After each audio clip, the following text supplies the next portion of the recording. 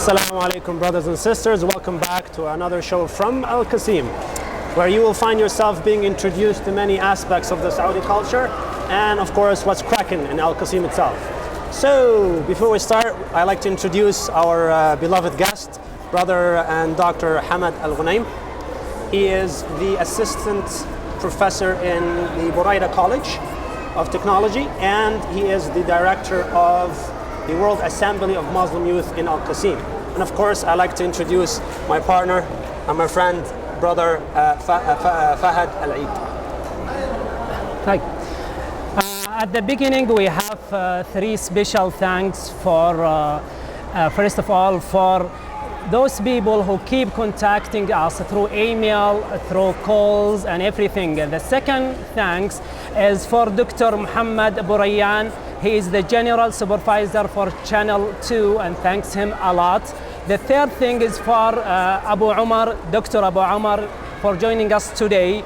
He is my special friend, and he is my colleague, and I think we have chosen the right person for the right topic. I'm so sorry, I think we have to take a break now, so we are going for a short break, and we will see you in a bit. Thank you.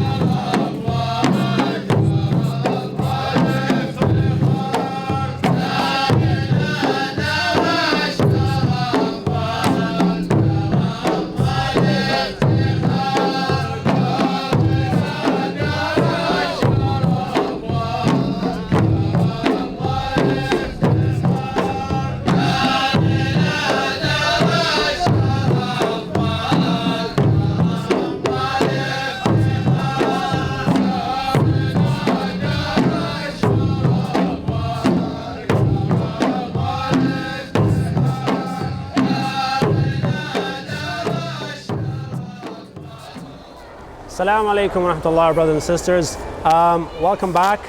Again, I like to thank Brother Abu Umar for being with us tonight. 2 weeks ago, we were talking about survival kits for living and working overseas. So before we start, how about you tell us a little bit about your stay in America and so on? Well, I was granted a scholarship from the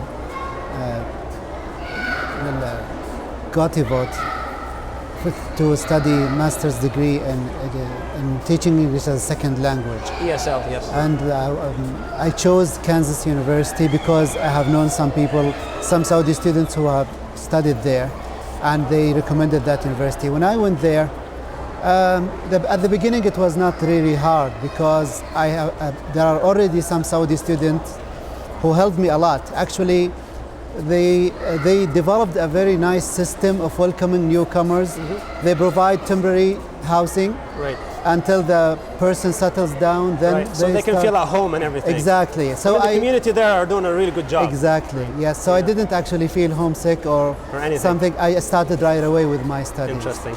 Okay. Remember, Fahad, when we were making up names for the show, we were so close of naming the show Cocktail.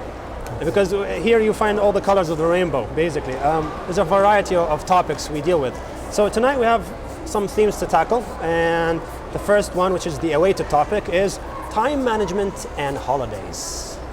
I think you achieve this high status because of you doing much effort. So can you tell us about the management of time?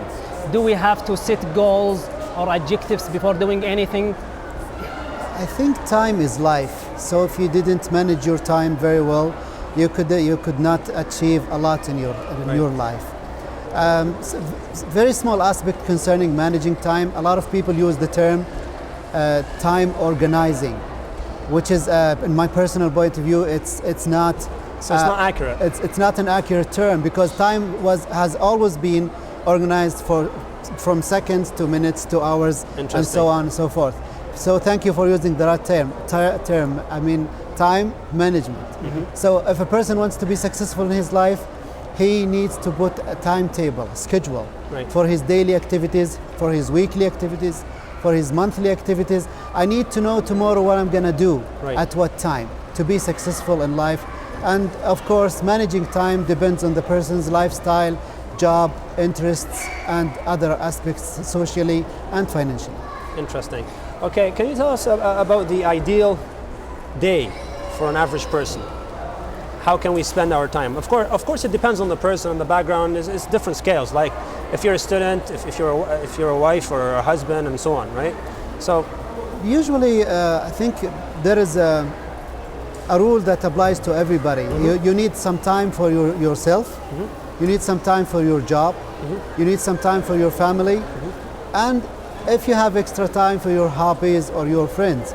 So the way you divide this time and for the day and the night also, as you mentioned, depends on what the person is doing. Personally, for example, of course, in the morning time, it's college time, teaching and doing responsibilities within the College of Technology.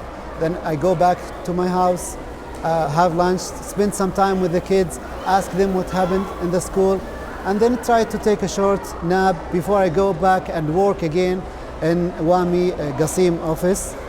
That's from 4 o'clock until 8 o'clock. Then afterwards, every night there is a different schedule. Some nights I get together with my friends. Some nights it's for preparing for classes and school, and some nights for my personal interests like reading and research. You seem to be really organized. I mean, you're my role model now. You have to. Otherwise, you can't accomplish a lot. I need to follow your steps. Yeah, yes. I think you are talking about classes and students, and this will lead me to the important question. We notice from our teaching that when students come to college, they start thinking much about managing of time. Mm-hmm. Is it an issue of age thing or issue of college thing, this management? I think it's an issue of both, college and age. And in primary school, secondary school, and high school, basically the student's time is managed by the family. And the student himself, male or female, is supervised by the family. After school, usually they spend the time with the family, most of the time is spent with the family. When the student goes to college, he or she is a grown-up, responsible about his own lifestyle. So it's a different phase, basically. Yes. So in college, nobody will ask you, did you do the homework or not? Because if you did it, you will get grades. If you didn't, nobody will ask you why you didn't. But in others, in previous schools, usually there is a system of rewarding and punishment. But in college, you are a man, you are responsible about your job, your study. So you have to think about time. You have So to what about organize thinking your time. about the future now? When they reach college, I think they start thinking about the future. And this is maybe give them big indication about, okay, what I'm going to be. I have to think about managing my time. Yes, and in college, everybody starts thinking about the future. And what is future but time? Right. So I know after 4 years I will be a graduate. What am I going to do with my future? What job should I work for? What field should I join? What kind of studies? So a lot of decisions related to college life and this stage in the person's life. Do you agree with the statement, time is money? Of course, Yeah, actually no, maybe. it's more than that. Personally, I think time is life. Gold, baby. Yes, exactly. So can you tell me, if you are managing a time, special time, do we have to write the results of our management to think about another time going ahead, or what? Notepad, huh? Notepad. Yeah, no. I think you cannot measure your accomplishments if they were not written somewhere. Right. Either in your notebook, your cell phone, your laptop, your desktop. It has to be written. So you can check somewhere. out the Yeah, progress, so that right? you just check and cross out the things that were done and the things that were not done. Right. Why you didn't do them? Is it because you chose the wrong time? Is it because you chose the wrong method? So if you didn't have something written, how can you follow a specific schedule? Besides that, this schedule, even if it's all done, can be a reference for you for the next month. It's like or for the next week. self-feedback, basically. Exactly. You can see the progress. Okay, give us some tips about time management, because holidays are around the corner. Everybody's thinking about holidays and all. Well, in the past, the family will need only to jump in the car and start driving. But these days, holidays are getting complicated. Right. You need to plan ahead of time where to go, how much you will spend, what's the destination, what kind of, are you going to travel by plane or by car? So you need to actually prepare well ahead, sometimes months before the actual time of the vacation. Right. So our kids or our children, can we tell them about managing their time? Can we tell them how to manage time, or just leave it later when they grow up and they know how to do it? Well, managing time or having the sense of the valuable time in our life is something that the earlier we let our children acquire it, the more successful, in my personal point of view, the more successful they will become. Because if the child knows that I am responsible about this and that and I have to do it at this specific time. For example, Islam taught us to pray at specific times of the day.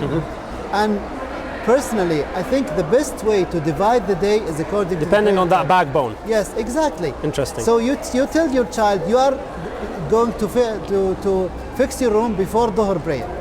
So he knows there is a very long time, like 5 hours, but still, when Dhuhr comes, his room should be done. So dividing the day according to the prayer times is a very nice way to divide your timetable for the same goes with holidays. I mean, there is a lot of significance when it comes to holidays acting like a tool of refreshment. A lot of people use the phrase, it recharges our battery, quote unquote. Yes. So tell us about the psychological aspect of holidays. I mean, workaholics do need a break in the end of the day. Well, being a person who works 2 jobs, I know what that means. Right. Exactly. So everybody needs a break. They need to get away from the pressure of work, the pressure of phone calls, the pressure of faxes. But at the same time, I think the best way to do it is to go away for a vacation to any destination you want, but at the same time, make it useful. Right. Make the best out of it. I mean, psychologically, physically, and even religiously. I can go and visit other countries and at the same time be an ambassador for my religion and my country and my language. Of course. And be a good example. That's the I think essence of da'wah. yeah, this will lead to my question, which is the second question about holiday. If a couple or if couples or family are searching for the best destination for them, where should they start? From where? Usually people go by the word of mouth. If you visited a country last year and you liked it and you brought a lot of pictures and you came back with a very nice impression about the country and you are my friend, you talk to me about it. Usually that's what most people do. I would think seriously of visiting this country. Or Google it maybe? Also the media works very well in that aspect. You see ads on the TV, you see ads in magazines, So inviting people to their country or their town or their Receiving city. idea from people and go and do the same thing. Excuse me? Like receiving idea or Recommendations and so on. recommendation from people, then do the same thing if you like it. That could be one reason. The other reason, it depends on the person's interest. Right. If I'm interested in culture or interested in museums and archaeological sites, this will most likely decide what countries or places should I visit. If I'm interested more in agriculture and research on agriculture or something like that, most likely this will decide what countries or places or cities should I visit. Okay, so how about we go for a little report we have for you guys? And I'm not going to tell you what is it about because it's going to be a surprise. Oh, good. So see you around the corner.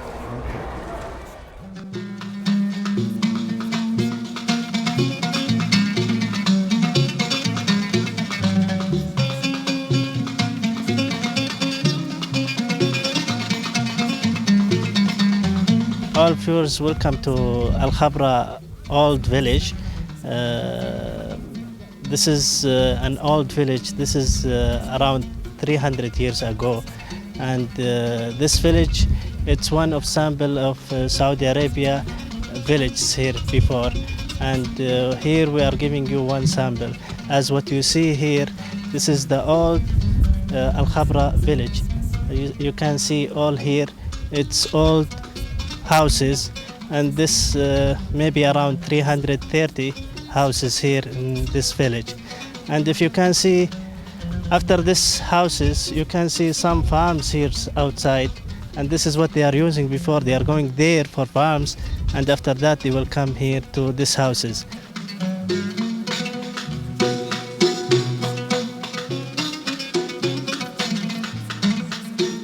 We are here inside the house, and this house, it's one of the sample I'll give you, because we are here inside the village. We have more than 300 houses.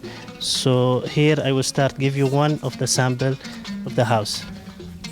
We are here inside the liwan, and this liwan we are using this one before for sitting area. You know this place before that it's open area, so these people, if they have any problem inside, they will just come here and they will just sit, and they are using this one for sitting.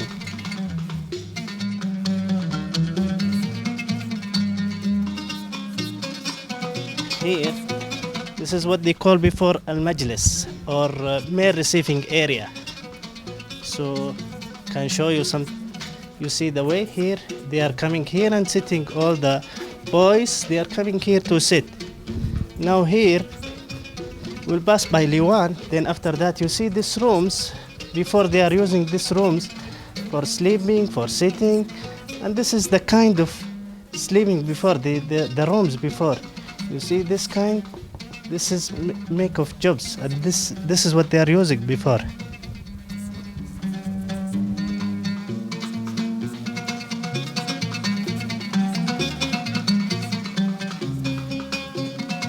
As what you can see here, we are inside this room.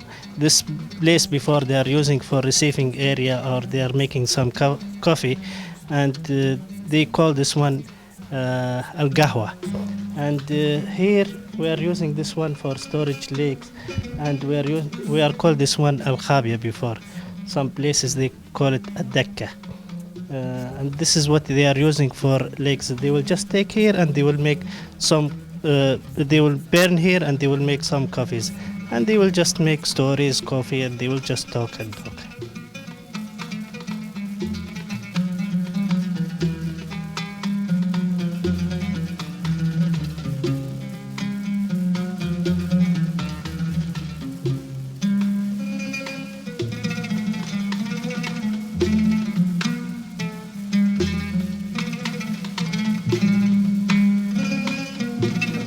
As what you can see here, all the houses before made of meat, so this kind of meat. So we are here using, you see, what you can see here, it's made of this kind of decoration, and this what you can see here, triangle. And if you will see here some wounds, this they are using before for something they call it surge. This surge, it's the light before they are using.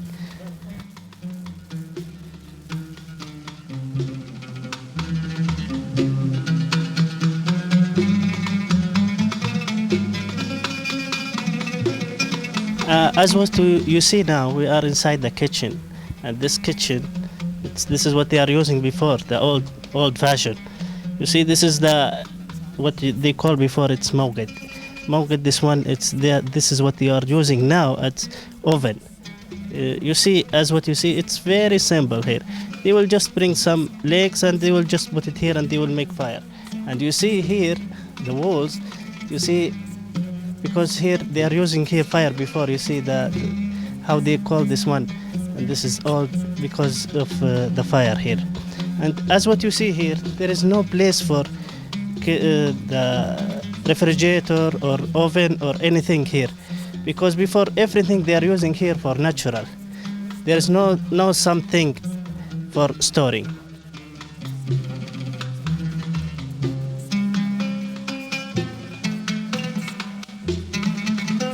Now we are here, we'll talk about al-jissa. Al-jissa, this is what they are using before for storing the dates. And this place, al-jissa, it's always near to the kitchen.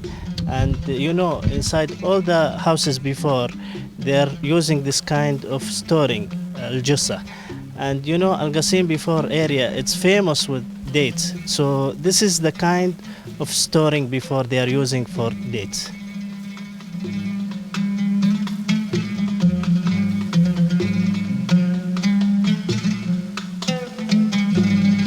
As what you can see here, we are now in this area. This area before they are calling shopping area, and this is the general area.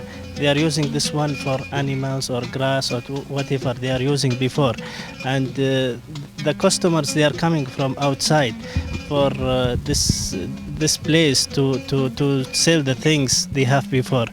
And if you can see this stores. They are using these stores before for selling a lot of things here, like rice, like grass, like dates, whatever they are having here, they will just use this place. And if you can see here in this place, they are using this mat and they are preparing this one here inside this, because they are planning to rebuild this place. And this, according to the Ministry of Municipality and Rural Office and Supreme Commission for Tourism.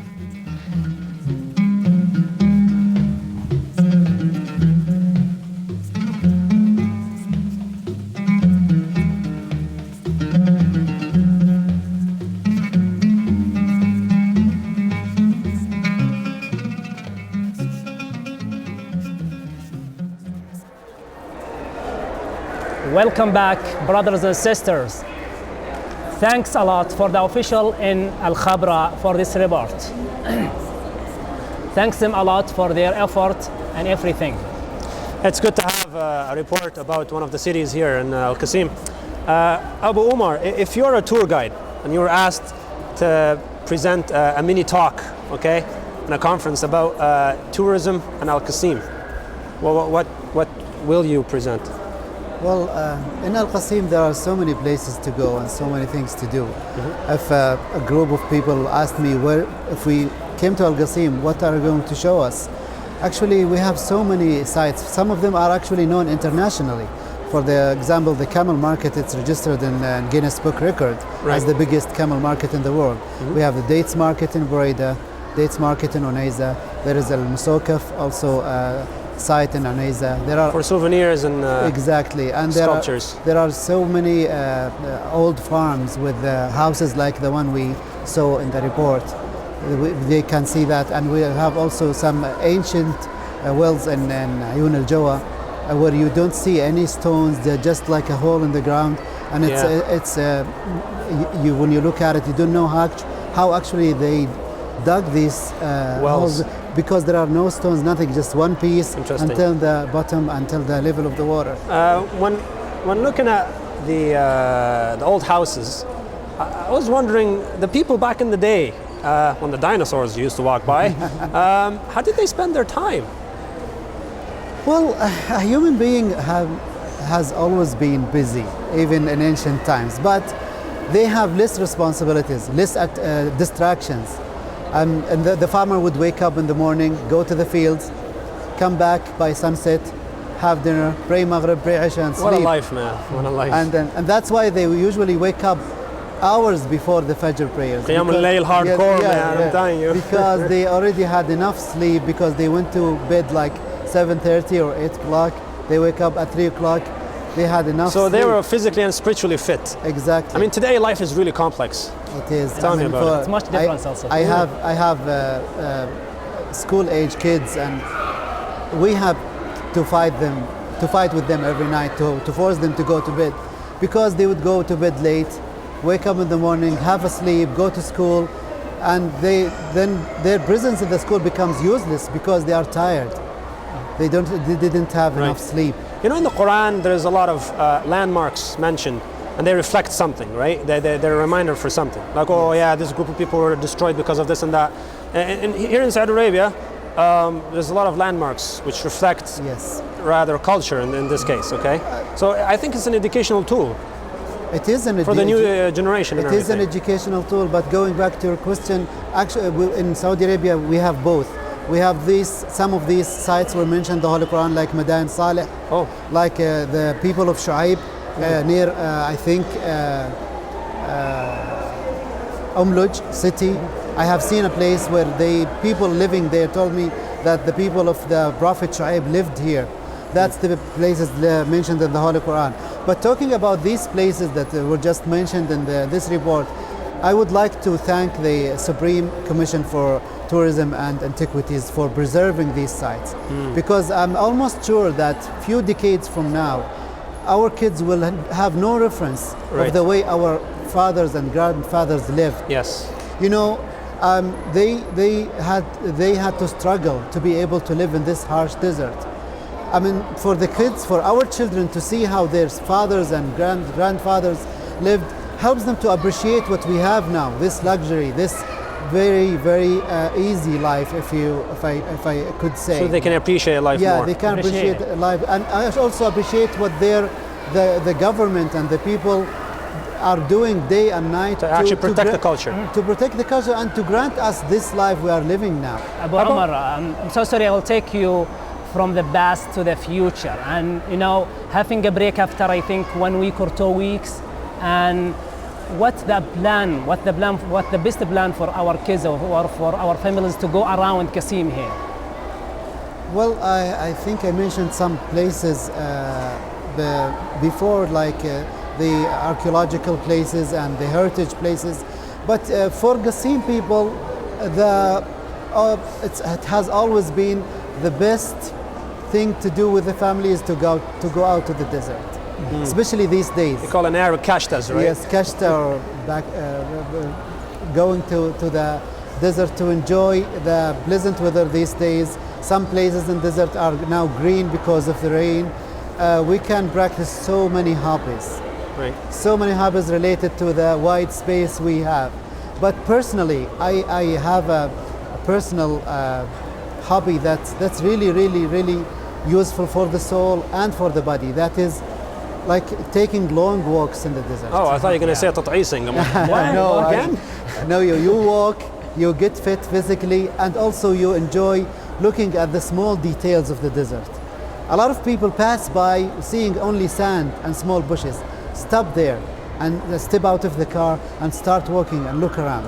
Well, you were saying that as if you were saying the only thing special about Qassim is like the deserts. No, actually, no. There's more, right? I think we have farms. We have farms around. We have large farms. We have old farms, old-fashioned farms, and we have modern farms. We have some of the biggest agricultural companies in the country in Qassim, so you can see both sides of the I mean, I'm proud to say this on live television, but my honeymoon is going to take place right here in Qassim. Hardcore Kusmanji. Yes, I'm telling you, man. Congratulations. I belong here.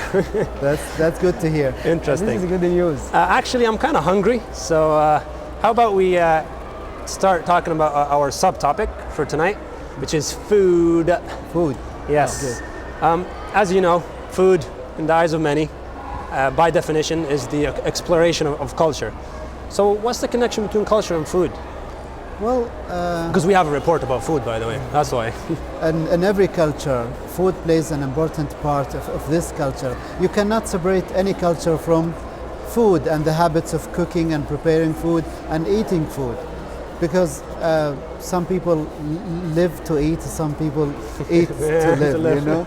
But for example, you can't think of the Indian culture without thinking of cooking and spices. Yummy. You can't think of the Chinese culture without thinking of eating healthy, little quantities, True. different variety. So food is intertwined with culture. So what's the common feature of the Saudi food? Yeah, I Is it think garlic? Yeah, this is my question. Will be. I think from my experience with you in United States, I have been with you, I think 4 years or 3 years there, and I visited you many times, and I noticed that you like cooking food. So can you tell us the feature of food in Saudi Arabia? Well, Saudi Arabia is such a vast country, so each side of the country have their own famous dish, their own way of cooking.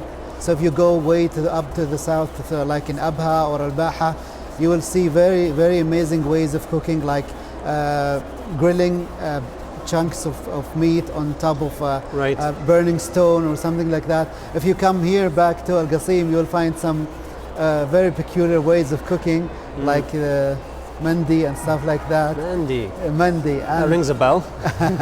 If you go to other countries, like going to the sea coast in Jeddah or Dammam, you will see very famous fish dishes.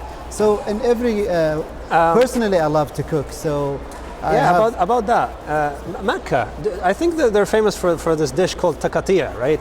Yes. What does it mean? I think from my personal experience, taqatiya is basically small pieces of a mix of things, meat and vegetables. That's it? Yes. I thought it's like cooked like meat stew. Right. Yes. And kapsa is not special for people here in Qassim, like Kaleja, for example, special for Kusmanjis, right? I think kapsa is special for the area in the central part of the country, like Qassim, Riyadh, and the surrounding towns and cities. I have a question about opening to the different culture now abroad Saudi Arabia. Is that affect our food inside our home? Yes, big deal. Both myself and my wife love to talk about cooking and these things. And when I lived in the United States, my wife had the chance to live among people from India, from Pakistan, from Syria, from Jordan, from Palestine. Multiculturalism. Yes, so actually she learned a lot of dishes and she taught them also. You're a lucky man. So also she taught them how to cook Saudi food. They loved the way we cook rice. Remember? Mm-hmm. They love the way Saudis cook rice, so she taught them how to do that. You know, Saudi youth, like shababs, they actually cook. Yes. I mean, if I can make a sandwich, Qiyamah's really close, bro. I mean, a lot of youth in the Sarahas, they actually know how to cook. I think the reason for that is because we go to the desert a lot, and mainly it's a male gathering. Yeah, so someone has to cook. It's a guy thing, right? Yes, it's a guy thing. So sometimes when we go as a group, the same person does not cook twice in 2 consecutive trips. Right. So everyone has to try. Even if it came out bad, next time it's going to be good. So interesting. So what about when visitors notice that our food is full of fat? Well, I must disagree with that because you have lived in the United States. You have seen how they use fat for everything. Yeah. It's true. But in our diet, it's besides the lamb meat, that's because it's very rich with fat. Otherwise, I think we have a healthy diet. If we avoid fast food and like junk food. We do? Question mark, question mark, question mark. We do. There's a lot of proteins I think there. it's a quantity, not a quality issue. It's true. We eat a lot. It's true. But our food is healthy. So we don't use, we abuse, huh? Yes. And I think we don't walk much. That's another reason, yes. In the medicine of the prophets, in Arabic, help me here. Tibb al-Nabawi, right? Tibb al-Nabawi, Yeah, yes. we find a lot of herbs being used by the average cook here, or chefs, like in Saudi Arabia. Some examples, hail, zafaran, barkadosh, buklatul mulk. Tell us more about healthy food versus like junk food, again. Well, ready-made food is not healthy anyway, but let us talk about spices. Right. I believe all what you mentioned are spices. Spices also are related to the culture. What we consider spice might not be considered spice in other cultures. But in Saudi cooking, there is a lot of spices, all kinds of spices. Right. What we consume, what we acquire, okay, and who prepares the food, these questions, who's at the table, who eats first, and so on and so forth, are pillars of communication, and they are rich in meaning, so they reflect culture. Can you tell us about that? And the Saudi culture, Of course. especially the Qassimi culture, it has always been the issue of having all the family together, eating together, because it's a very good time to communicate with everybody. Personally, I let the kids every day, while having lunch, I let the kids talk about what happened in school today. If they saw something that they didn't understand, because some of my kids are born in the United States, so they are being exposed to the Saudi culture again for the first time. So some of them are back and some of them for the first time. So they ask me sometimes, Daddy, I have heard this and that in school. What does it mean? What do they mean by that? So and so said that to me. What should I say back? So it's a very valuable time when we sit together, we bond together, we hear each other. So it's good for get-togethers, and it's good to build the family bonds and everything. Also, talking while eating is some kind of practicing the Sunnah. Right. The Prophet, peace be upon him, told us to talk while eating, of course, about useful things, because other religions take it a religious duty not to talk while eating. It's true. It's true. Okay. Oakley dokley then. We're going to go for a little break. And of course, obviously, it's going to be about food. I think Mandy, because they chose your type of dish, okay? So see you in a little bit.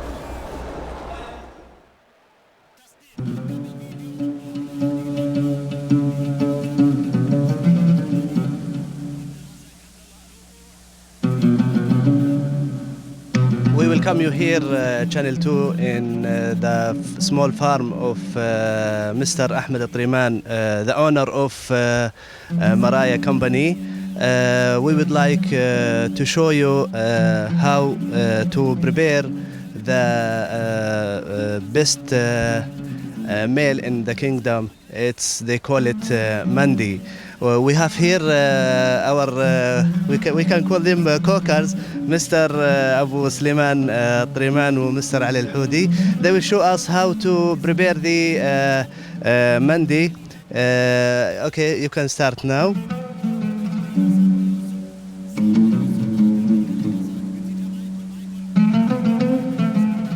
We are going to use a special drum for the mandi. We will put some, they call it erta here. Yes, so the time it will give good test for the mandi. Wood inside, we will take almost 30 minutes to be ready. And then after that, we will bring the rice and the meat to put it inside.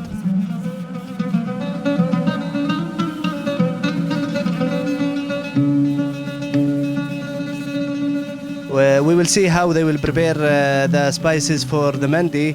We can see now some onions with some potatoes, with some green peppers, with some also batters with Maggi.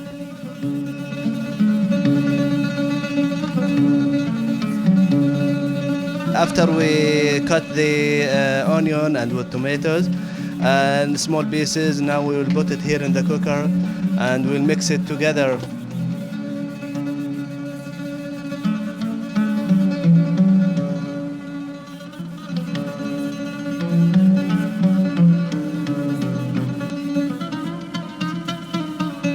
They put it on the fire. It will take between 6 to 8 minutes until it will be ready.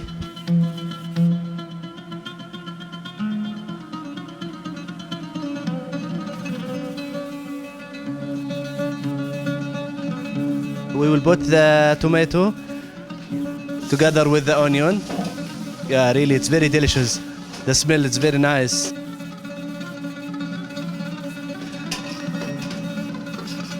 We will mix it together, and after that we will put some lemon. That they call it black lemon, and with some green pepper and some salt. Now, like what we see, our chief now is putting some salt. They mix it together.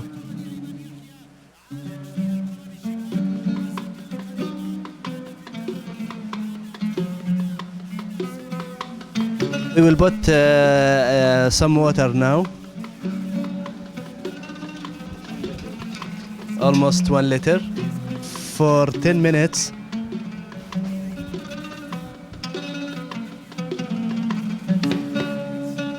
He's cutting the meat, so the time the spices together, it will be go inside, and then it will give good taste when you eat or you try.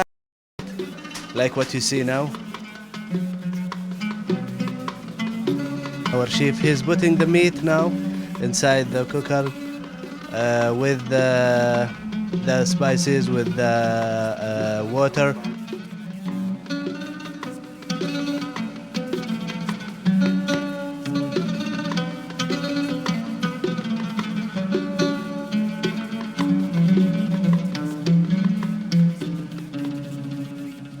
After we cook the meat, we are going to take the meat from the cooker. We are going to transfer it here. It is very hot now. Like what we see now, ladies and gentlemen, here we have the rice. It's ready. We wash it already. It's very clean.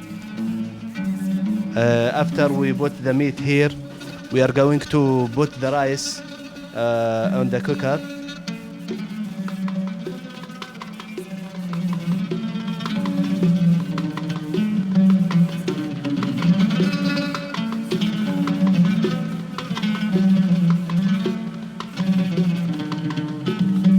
Like what we see now, we are going to take the rice to the drum together with the meat, you see.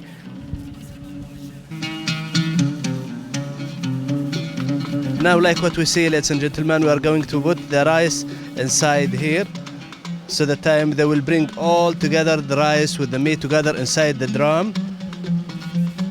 We will put the rice with the meat together, like what we see. Be careful. Yes, this is one of the best way to cook the mandi here inside the drum. Now they are going to cover it nicely. They are going to cover it nicely, so that time it will be well done.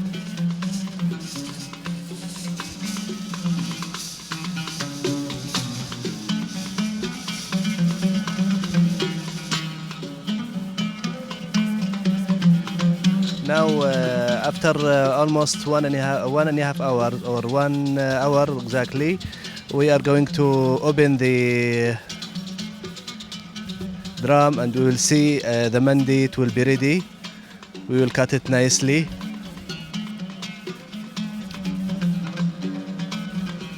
It is very hot, really.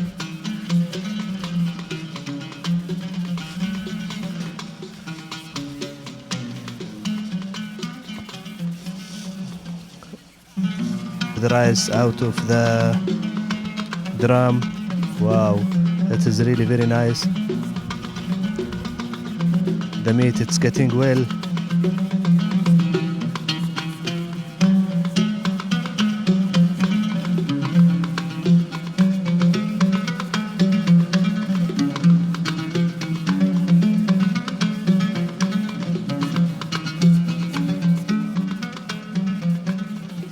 Our mandi, it's ready now for eating.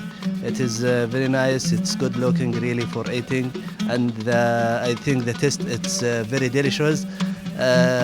Before we start eating, we would like to say thank you very much for Mr. Ahmed Priman, the owner of this small farm and the owner of the company of Maraya.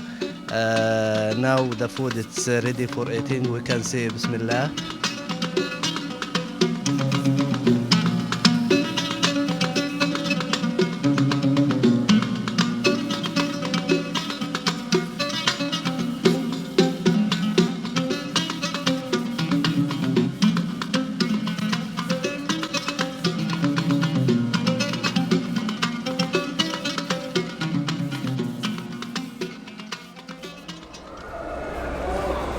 Welcome back, brothers and sisters. I think I'm so hungry now. I'm starving to death.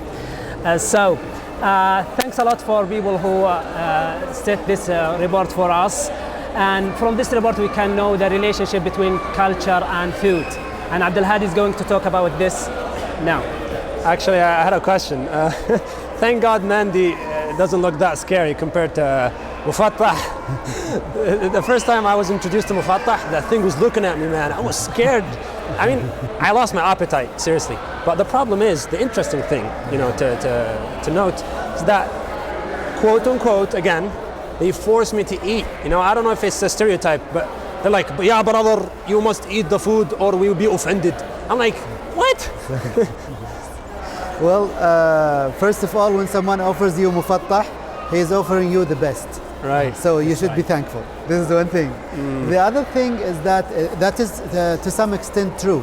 The guest usually honors the host by eating a lot. This is a bad habit, but it's a sign of accepting his generosity. Very interesting. Yes. So if you, for example, refuse to touch the meat, or you didn't eat meat at all in some parts of the country, the host will ask you to come again and slaughter another sheep. Oh, that's why the guy did that last week. Okay. No, we'll write that down. Yeah, in the past, like many years ago, when a guest arrives, the host will slaughter the best sheep he has and offer it as dinner or lunch. MashaAllah. If the guest is not satisfied with the size of the sheep or the how much fat or how much They meat, go for a second. he wouldn't touch it. They go for, It means I'm not satisfied with that. Then the host has to go back and make another meal with another sheep. Thankfully, these habits or these traditions are dissolving now. Right. They don't exist, especially in big cities. They are starting to dissolve. You said thankfully. I mean, it's a good thing or a I'm saying bad thing? thankfully because it's not religiously acceptable. Right, It's a waste of money. It's a waste of time. It's a waste of an effort to throw away the food and prepare another meal just because the guest is not satisfied. But you know, in the Quran, when it says, so you're saying that they throw food out? Actually, they get rid of it and they make another meal. Because this is not Islamically acceptable. Right. I wanted to argue the classical argument, you know, like in the Quran when it says "Ashiruhunna bil ma'rufi," ma'ruf here means goodness, and another explanation for it, what's known among the people. Like clapping, for example, is accepted, right? It doesn't go against any Islamic rules. Generosity does not go against any rule in Islam. Right. Actually, it's mentioned in the Holy Quran that the Prophet Abraham, when he was visited by a group of angels, he slaughtered a big, what do you call Kapsh. No, actually it's not. It's like a baby cow, ajin. Calf. Yeah.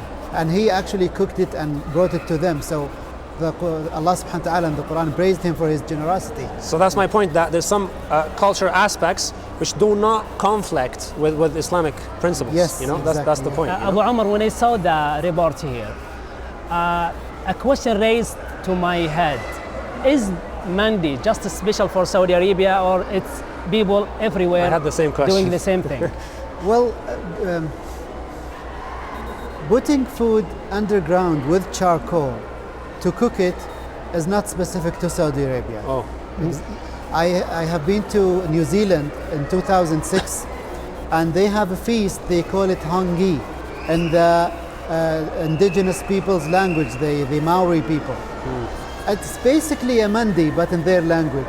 I have seen it, it's exactly the same way. it's another virgin, maybe? Yeah, Oh, they burn wood in like a big hole in the ground until it's all burning.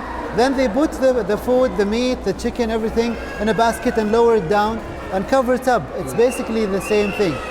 Even this one I have seen it with personally, but when I looked online to see if other cultures have similar like that, I found out that in Rajasthan, in India, they also cook food basically the same way.